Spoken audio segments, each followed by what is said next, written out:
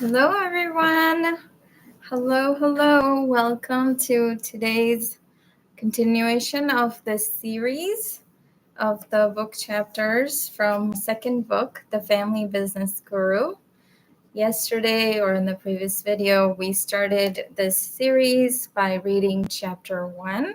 So if you haven't watched that yet, make sure to go and find that video in this playlist for chapter 1 book reading and watch that. And today we're going to continue with chapter 2. And because it's a brand new year, happy 2025 for anyone watching live right now.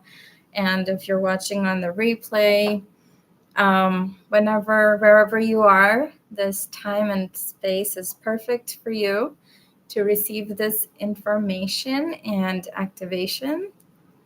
So today, let's dive into chapter 2 from The Family Business Guru. The book, if you have a copy already, get your copy. Let's read together. You can read it with me or just hear me reading it out to you.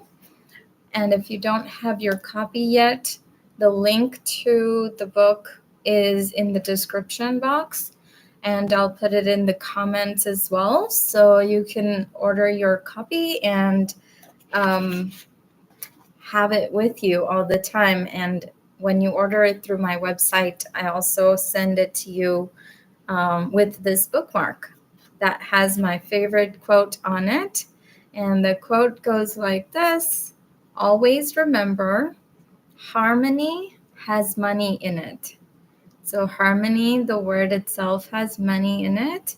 And harmony in life, in marriage, in business, in relationships, always creates more money, more prosperity, more profits overall. So yeah, if you'd like a personalized signed copy of the book with the bookmark from me to you, go to the link in the description box.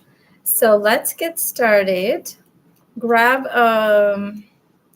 a tea or your favorite beverage. I've got my green juice here. And let's open to page 11. This is chapter 2. True story of courage and perseverance. Why you can have your cake and eat it too. Growing up in India, I used to live in a joint family, which means that my grandparents, my parents, my uncle, my aunt, my cousins, and I lived in one big house together. I have very fond memories of my childhood living in India in the joint family style. I felt protected. My grandfather was a role model for me and the rest of the family, as he was a serial entrepreneur and had a rags to riches story that was immensely inspiring. He is, to this day, a recognized leader in our community. He built businesses and an entire global empire after losing his father when he was in high school. He gave shelter to all of his brothers and sisters and took care of his mom, his wife, and his children.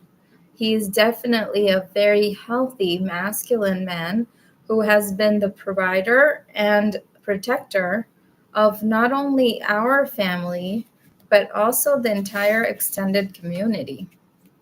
People think of him with utmost respect, and today, at 90 years of age, he is still passionate about business and our family, establishing strong generational harmony, unity, and legacy through the businesses he built has always been extremely important to him. Challenging cultural gender roles. When I was born and as I grew up, I was the first child born in my generation. as my father is the eldest son to my grandfather. Traditionally, the families pass on business leadership from generation to generation, with the eldest male passing on the reins over to the eldest male of the next generation, and then the oldest male of the following generation. Although I'm a girl, as I was born as the eldest child to my father, who was the eldest child to his father, I've had this important duty that I always felt I needed to fulfill. I was always treated as a central, most important member of the family, always provided for fully and protected very intimately, and at the same time encouraged to get educated and possibly learn to take over the business from my father. Now, being a girl, I also saw my mother, grandmother, and aunt as examples of the traditional female role. According to cultural norms, they got married and became part of their husband's family, lived with their husband, supported the household, raised the children, and basically did not get involved in the day to day of the business and did not work to bring in money and provide for the family. My mom and all the females in the family were provided for, protected, and mainly played the roles of nurturing the family, the home, social relationships, and the next generations, taking care of growing the family's legacy in that way. The gender roles were culturally decided, but this got confusing for me when I found myself being the only child to my parents and the eldest in the grandchildren in my generation. As I grew up, I needed to decide what to major in for my college education. I had the example of my father, who was a mechanical engineer by degree, and my mother, who was a pharmacist by education. Even though my mom was a pharmacist, she had never actually pursued pharmacy after finishing her education because she had decided pharmacy and the medical field weren't aligned with her values of holistic and natural health. She actually learned a lot of alternative therapies as ways to heal, and she loved caring for herself and our entire family through her unique holistic approaches. I knew I didn't want to go into the medical field for sure, so I decided to follow in my dad's footsteps and pursue an engineering degree. I've been good at systems and optimization, so industrial and systems engineering appealed to me as a major, and that is the one I went with in college. After college, I gained important experience in the corporate world while working at large corporations like General Electric and Caterpillar Inc. through their leadership and technical development programs. Shortly after working in the corporate world for a few years, I wanted to create freedom in my lifestyle and turned to my own entrepreneurial journey so I could have my own business and not be an employee in the corporate world anymore. I decided to resign from my corporate job to become an entrepreneur. As I was learning my role as a new entrepreneur in my early years, I was very distant from the family business.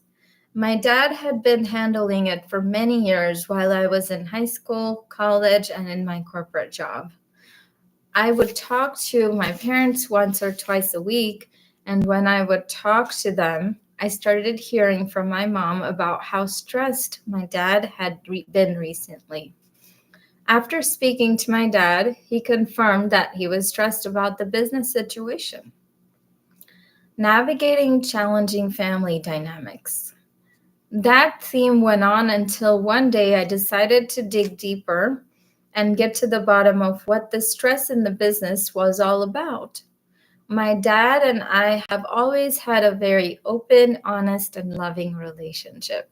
And he shared with me that there were some decisions that my grandfather used to make in the business in prior years which now my dad had to make. The differences in the opinions of the two generations, my grandfather's generation and my father's generation, were causing a lot of inaction in the business.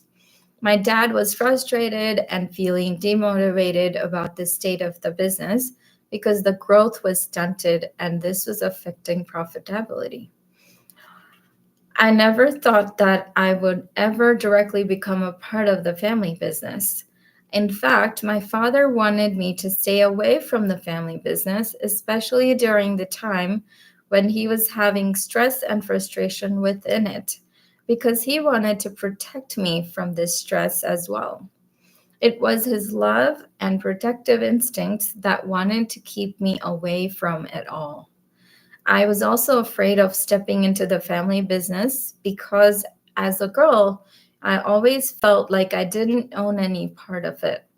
And that if I stepped in, I might step on my cousin brother's toes, which could affect our relationship. I've always had a close relationship with my cousin brother, and I deeply feared losing him if the business dynamics and money came into the picture within our personal relationship.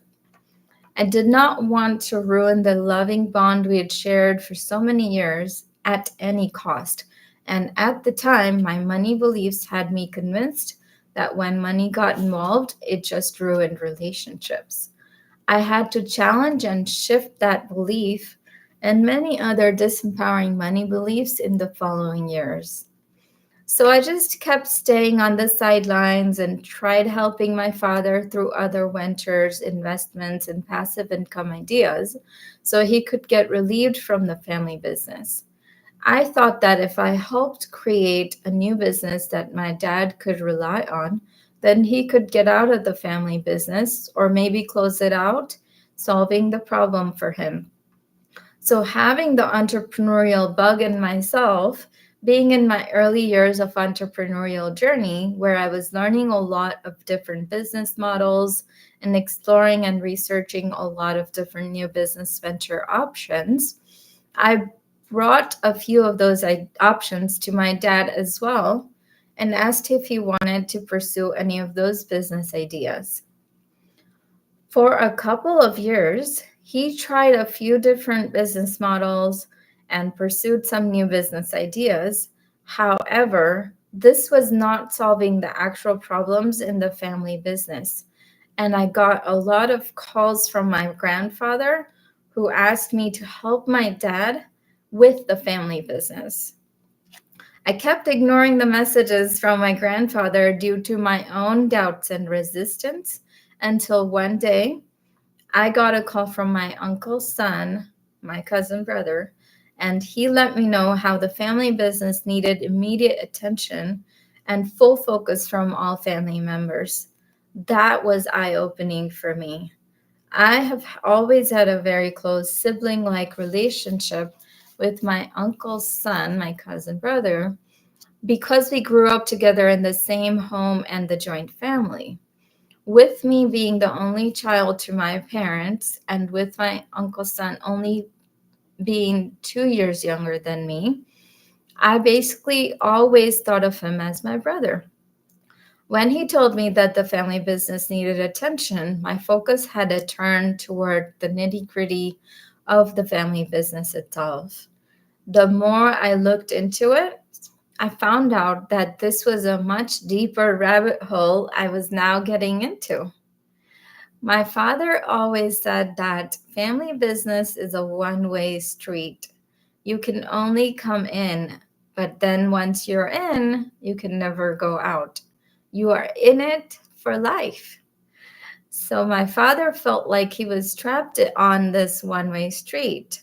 There's no exit plan in a family business, he always said. One thing that I noticed, which was bothering my father, was the succession of the business. He felt demotivated because he was worried about who would take over the business after him if I didn't. If there's no one to take it over, why should he spend his energy and all this hard work to grow it further? He felt lost in all of this and the current dynamics and differences in opinions with his business partners, which were his father and brother. As I became more aware of what was bothering my father, I decided to get involved with the business just long enough to where we could turn it around and position it to be saleable.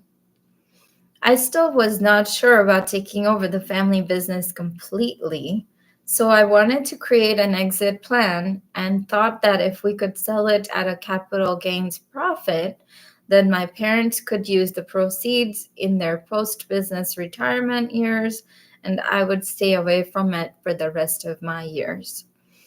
My father always wondered about retirement, and my mom said she was already retired. We decided that my dad would retire into the business rather than out of the business for now. That was a new concept to him. And then we have a quote. The quote goes like this: Scarcity comes from living in the fear of losing. Abundance comes from living in the possibility of creating. Choose to focus on possibility and create your own experience of abundance. So let me grab a sip of my beverage here. And let's just let that sink in and digest.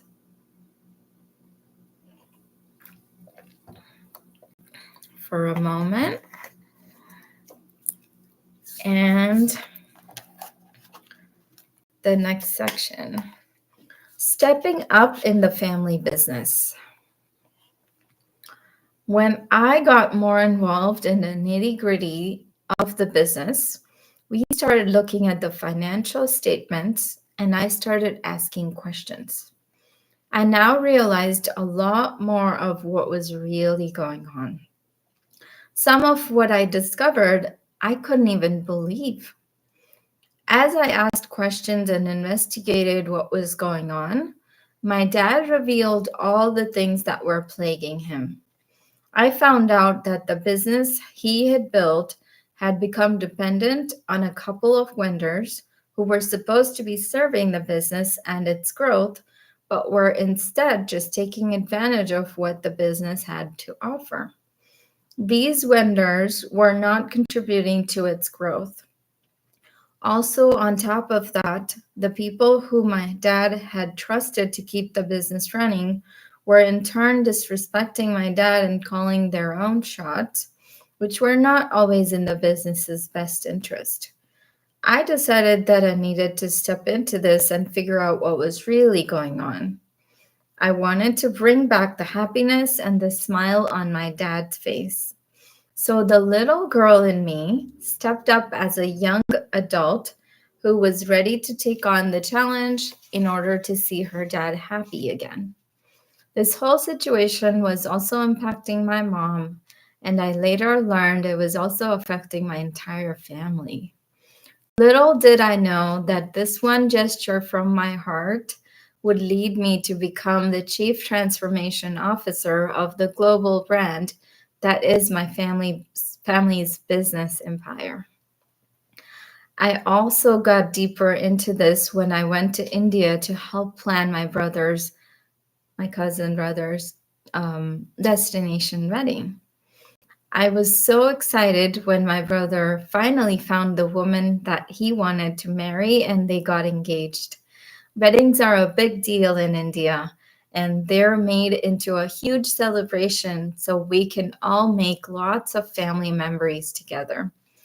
As I had played a major role in planning my own destination wedding a couple years prior, I was excited to help plan my brother's destination wedding as well. As I got to India, where I would be for a few months, I started asking everyone questions, expecting everyone to be excited about planning the wedding. I quickly realized that the excitement I was expecting was totally missing. Everyone seemed to be extremely busy with day to day life and one crisis or another. As I dug deeper, I found out that a lot of the crisis was connected to the business. And I didn't know why everyone was so focused on the business when there was a family wedding to plan. I got into the business stuff further just to find out what was stopping everyone from being excited about the wedding planning. I had opened Pandora's box and I couldn't believe what I found out. I was shocked at what was going on in the business dynamics within the family. It affected all the relationships and, of course, affected the business itself to the point where the stress of the family relationships permeated into every aspect of business. The stress from the business had caused strain in the relationships within the business on a very, very deep level. The elder sister and me, being very protective of my brother, stepped up and organized a meeting in the boardroom of our company office. I interviewed every single person in our family individually and then collected all the information from various perspectives into a single cohesive picture in order to prepare for the board meeting beforehand. I created a strong positive intention for the meeting, wrote our culture's core values on the whiteboard of the boardroom, and then welcomed all family members on the day of the meeting. My mom kicked off the meeting with a story of a flock of pigeons who were all trapped in a hunter's net. While none of the pigeons could get freed up on their own, if they all flew together, they could get to a place where the net could be chewed out by some mice, and then they could all be freed up from the unified effort. The moral of this story became the theme of our board meeting that day. This was a unique time when all the members of the family and leadership team came together and shared their ideas, which I wrote on the whiteboard to capture everyone's thoughts, and we came up with productive solutions. That meeting was a huge turning point in the trajectory of the business empire. I immediately was asked to organize another meeting to follow up on this first one. I did a lot of energy healing work for all the souls involved before and after each meeting that followed, and through the collective intentions of all the loving bonds of our family, and my utmost efforts in bridging any and all communication gaps in the process. A massive amount of karmic burden seemed to have relieved, and the business was on its way towards a harmonious future ahead.